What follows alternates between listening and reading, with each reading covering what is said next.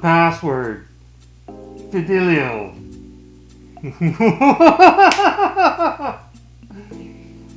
Oh man, it's great, isn't it? Kind of looks like Michael Myers at a Halloween, or even Anderson Silva from UFC when he was going against Vitor Belfort. Don't know if you guys remember that at all. So yeah, getting right into the Halloween spirit as my phone goes off in the background here. I do apologize.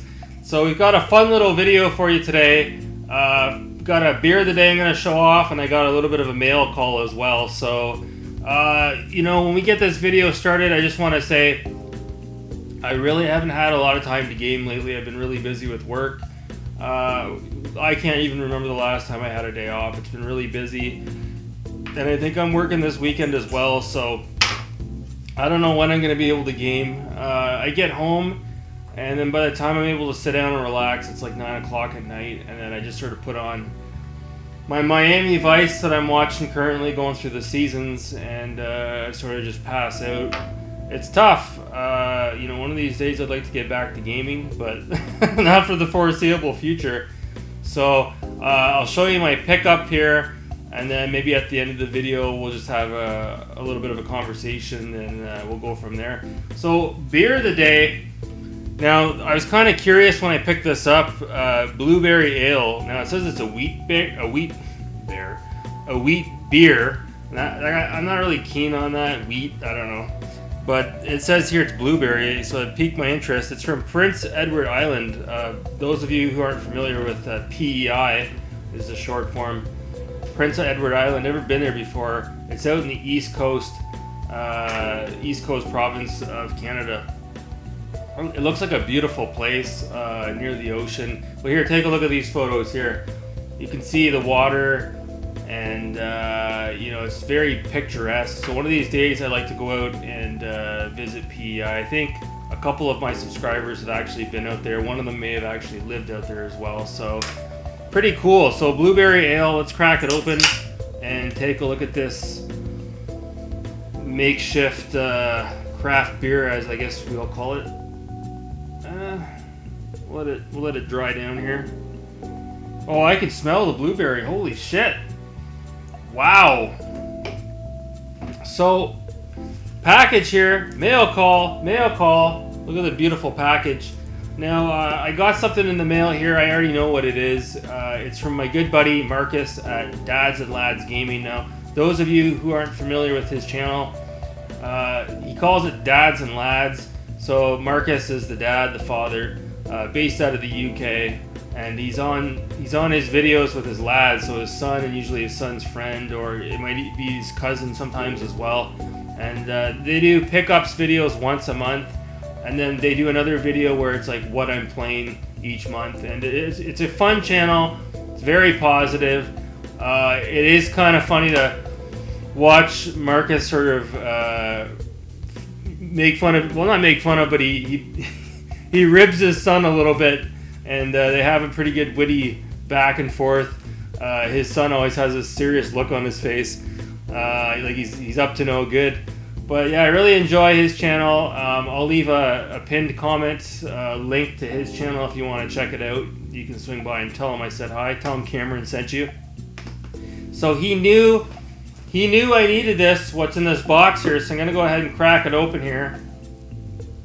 Crack this baby open, this bitch open. Oh yeah.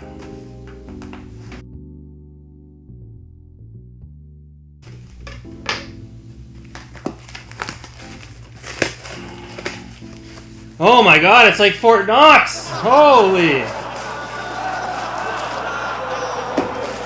Alright, so here it is. Bubble wrap as well. Oh man, it's in good shape. Holy shit. Wow. So it's a Nintendo, what do you call these, a Wii Remote. Now what happened was, this is clean, man. Marcus, you must have cleaned this off for me well. Oh my god. Wow, it's clean. So what happened was, I bought this Wii back here a couple of months ago at the thrift store, and it's complete in box. Well, so I thought it was, but it was actually missing the Wii remotes. Now, funny thing is, Nintendo Wii is pretty common to see them out in the wild, but I'm telling you, you don't see the Wii Remotes out in the wild anymore. Not in good shape. So I guess, I'm not sure if it was his son who found 2 of these remotes at a thrift store, and he posted a picture on Twitter, and I was just being sarcastic. I was like, oh, I need a couple of those. And sure enough, Marcus said to me, hey, do you want me to send you them? I'm like, well, no, I'd feel guilty about it. Like, I can probably find some locally. He's like, no. He's like, I'll send you. He's like, do you want 1 or 2? And I'm like, I don't need 2. It's just me here. So I'm like, yeah, I'll take 1. And sure enough, the guy, he sent me a Wii Remote. So I'm extremely happy to have this. Now I can actually sit down and play my Nintendo Wii. And I want to show you the few games I have for it. I've got Red Steel, which I heard is not that great, but I'm open to it. I'm going to try it out. This one's pretty good. Mad World, black and white. Very excited to try this. I haven't played it yet. So it's a Sega game, complete in box.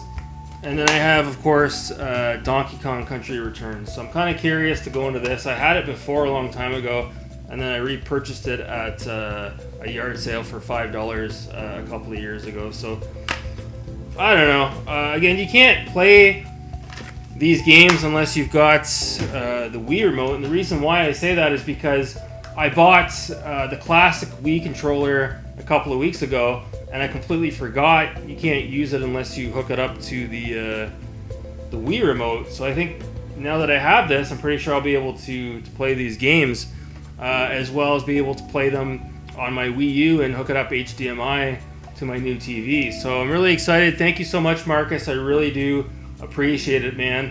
I've been so busy lately, I haven't had time to go to the store to look for these. So thanks so much, and tell your son I said thanks as well. So it's mint condition. Usually you see these and they're all faded or they're stained, sweat stained yellow. This is just brand new. It's immaculate, so I can't believe it.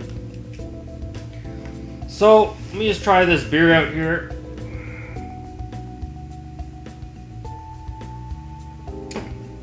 Man, that's pretty good. Blueberry ale. So, Alpha Nerd, if you're out there at the LCBO or the beer store, see if you can get a can of this. It's pretty good. So, like I said, how are we doing for time? Already at the 8-minute mark. Almost time for that sweet ad revenue. So, like I said, just been really busy with work, unfortunately. There's been a lot going on at work, really busy. I can't get into it here, but yeah, just really busy.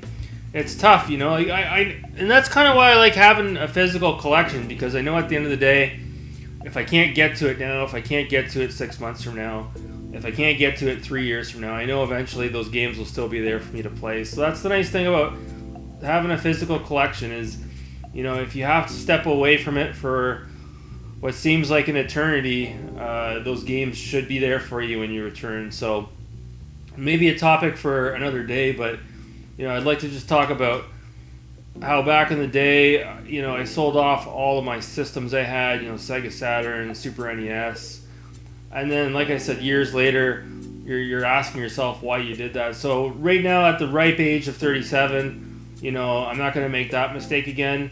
With my Xbox 360 collection, my original Xbox collection, you know, I'm not ever going to sell those. You know, when you get older, sometimes you do get a little bit wiser. And believe me, when I was younger and I sold my Super NES and the 27 games that I had with it, and my NES and the 20 some odd games I had for that, you have to remember, back when I sold those systems, Sega Saturn, video game collecting wasn't really a thing back then. This was like early to maybe 2000s, early 2000s, 2003, 2004. It wasn't really as big as it is now. It wasn't as retro. And when you're young and you're in your early 20s and you think you can sell your video games for $300, $300 seems like a large amount of money to someone who's 21 years old that has a maxed out credit card. Whereas now I'm a little bit older and you realize, you know, obviously $300 is not a lot of money. And if I had all those games now, I probably obviously wouldn't sell them. Even if I could get a couple of $1,000s, I'd probably just hold on to them. But I know a lot of you guys out there, especially the older gamers, you echo the same sentiments. You've sold off stuff when you're young, and a lot of stuff you can no longer go back and reacquire that stuff. A lot of that stuff is long gone. If I were to go back and try to reacquire, Super Nintendo and the 27 games that I had for it, I mean, I could, but that's ridiculous. It's going to cost me an arm and a leg. So that ship is passed. So that's why I started collecting the original Xbox and the 360. It was at least obtainable. So yeah, leave in the comments below. Have you guys had a life situation like that, where maybe you had to sell off your games and you really didn't want to, or maybe similar to me, you were young, dumb, and full of cum, as they say, and you didn't have your mind on the games in your early 20s. You were thinking about other things. So I wish I could go back to those days, that's for sure. So that's going to do it. Just a short video here. I appreciate you guys listening to me ramble on. Anyways, guys, we're getting closer to the weekend there. Hang in there.